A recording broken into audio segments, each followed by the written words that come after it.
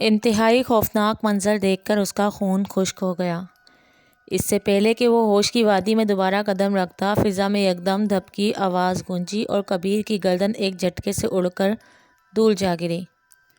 عادی اندر بیٹھے یہ منظر دیکھ رہا تھا۔ مشعل کی ہلکی ہلکی روشنی میں اس نے دیکھا کبیر کا سر دھڑ کے اوپر سے غائب ہو چکا تھا اور گردن سے خون کا فوارہ ابل رہا تھا۔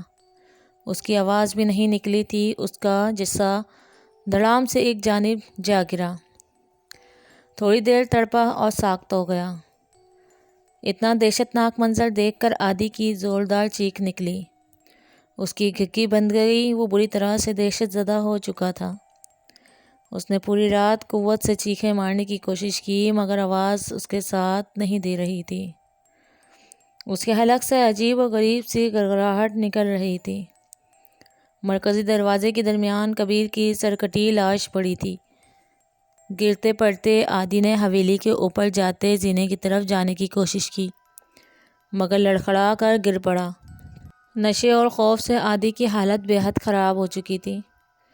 کبیر کی موت کا دہشتناک منظر دیکھ کر اس کے رہے سہے اوسان بھی خطا ہو چکے تھے۔ وہ اندھیرے میں ایسے ہاتھ پاؤں مار رہا تھا جیسے اپنے آپ کو کسی غیر مرئی مخلوق سے بچانے کی کوشش کر رہا ہو مگر وہاں کوئی نہیں تھا۔ عادی نے ایک بار پھر دروازے کی سمت دیکھا۔ دروازے کے بیچ کبیر کی بغیر سر کے لاش پڑی تھی۔ اس نے ہمت جمع کی اور بامشکل زینے تک پہنچنے میں کامیاب ہو گیا اور سیڑھیاں طے کرنے لگا۔ تھوڑی تھوڑی دیر بعد وہ پیچھے مڑ کر آنکھیں پھاڑ کر اندھیرے میں دیکھتا کہیں اس کے پیچھے کوئی آ تو نہیں رہا۔ ایک کے بعد ایک وہ زینے طے کرتا چلا گیا۔ اوپر پہنچ کر اس نے سیدھا کھڑا ہونے کی کوشش کی مگر لڑکھڑا کر دائیں جانب موجود کمرے کے دروازے سے جا ٹکرایا۔ اس کی ٹکر سے دروازہ ایک جھٹکے سے کھلا اور وہ فرش پر گر پڑا۔ اس نے جلدی سے گھسیٹ کر اپنے آپ کو اندر کیا اور کمرے میں ایک کونے میں جا کر بیٹھ گیا۔ چاند بادلوں کی اوٹ سے نکل آیا تھا اور روشن دان سے اس کی نیلگیوں روشنی کمرے پر پڑ رہی تھی۔ پسینے سے عادی کے سارے کپڑے بھیگ چکے تھے۔ اس کا جسم ہولے ہولے کانپ رہا تھا۔ اس نے دونوں بازو گھٹنوں پر بچھا کر سر ان پر رکھ دیا اور گہری گہری سانسیں لے کر اپنے آپ کو پرسکون رکھنے کی کوشش کی۔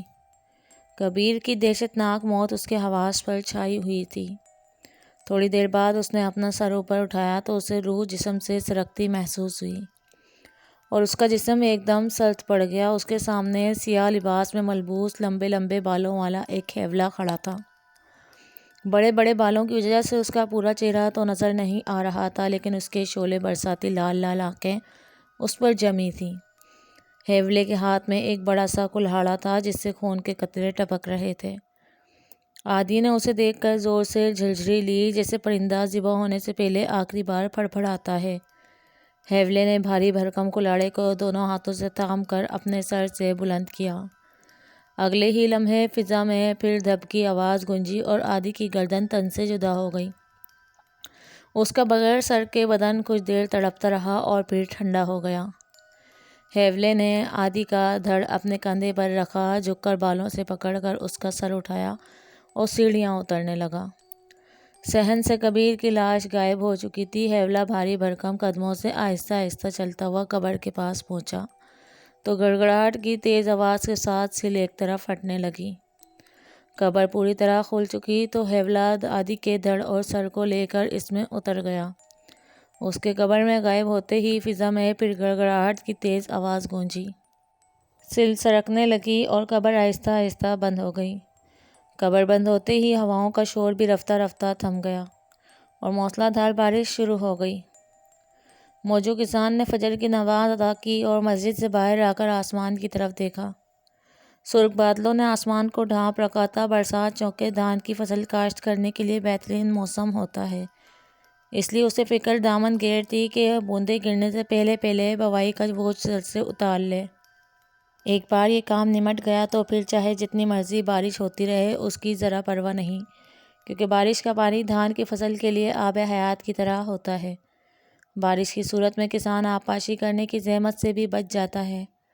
اس نے تیز تیز قدموں سے کھیتوں کی راہ لی۔ فجر کی نماز ادا کرنے کے بعد کھیتوں میں جانا اس کا روز کا معمول تھا۔ گاؤں سے نکل کر اس نے کھیتوں میں جانے والی راستے پر قدم رکھے اور رفتار تیز کر لی۔ اپنی ہی دھن میں مگن مچلتا جا رہا تھا۔ لال حویلی کے قریب پہنچا تو ٹھنک کر رہ گیا۔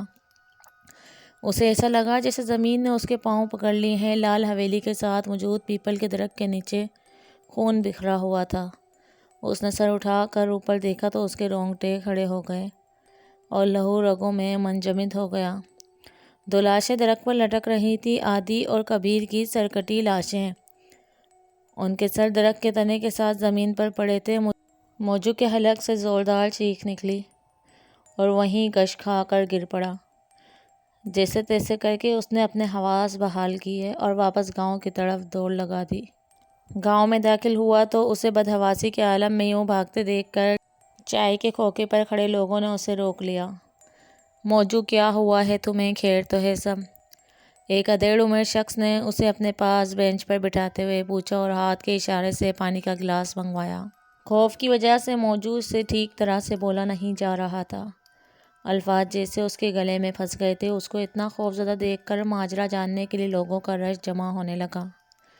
پانی کا گلاس آیا تو اسی ادھیڑ عمر شخص نے اپنے ہاتھوں سے اسے چند گھونٹ پلائے۔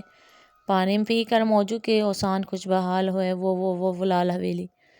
موجو سخت گھبرائی آواز میں چند الفاظ ہی بول پایا۔ بڑی سیکھیں کی اور ایک بار پھر غش کھا کر ایک طرف لڑک گیا۔ اسے اس قدر دہشت زدہ دیکھ کر آس پاس کھڑے لوگ بھی سہم گئے۔ اسے فوری طور پر اسے بینچ پر ہی لٹا دیا گیا۔